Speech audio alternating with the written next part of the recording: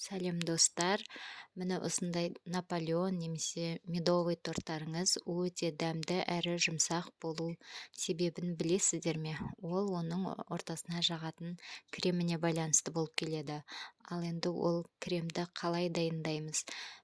Мен сіздерге қазір көрсететін боламын.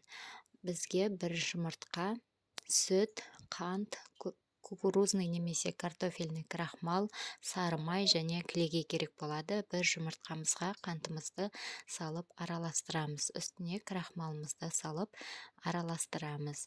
Және сүтімізді ысытып, қайнатпаймыз, ысытып, осы жұмыртқамыздың үстіне кішкентай бөлігін құйып, бірден араластырамыз, тез араластырамыз, себебі жұмыртқамыз ыссы сүтке бірігіп кетпеуі керек. Және осыны сүтіміздің үстіне құямыз. Бірден тез араластырып, әлсін осылай үзбей араластырып отыруымыз керек. Қою болғанша осылай үзбей араластырып отырамыз. Қою болған соң алып, оны басқа ыдысымызға ауыстырып аламыз. Және үстіне сары майды салып араластырамыз. Міне сонда осындай қайнатпалы крем дайын болды.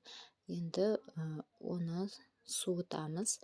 Бетіне пищевой пленкамен осылай жауып, 1-2 сағатқа салқын жерге, тоңазытқышқа салып қоямыз. Енді пломбир кремін дайындаймыз.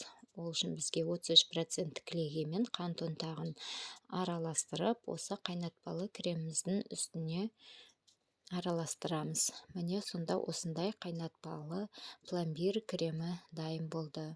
Бұл кремдерді сіз медовый, Наполеон торттарына қолдансаңыздар, торттарыңыз өте дәмді, жұмсақ болып шығады. Медовый Наполеон торттары жасалу жолдары менің каналымда көрсетілген. Өтіп қарап кетіңіздер.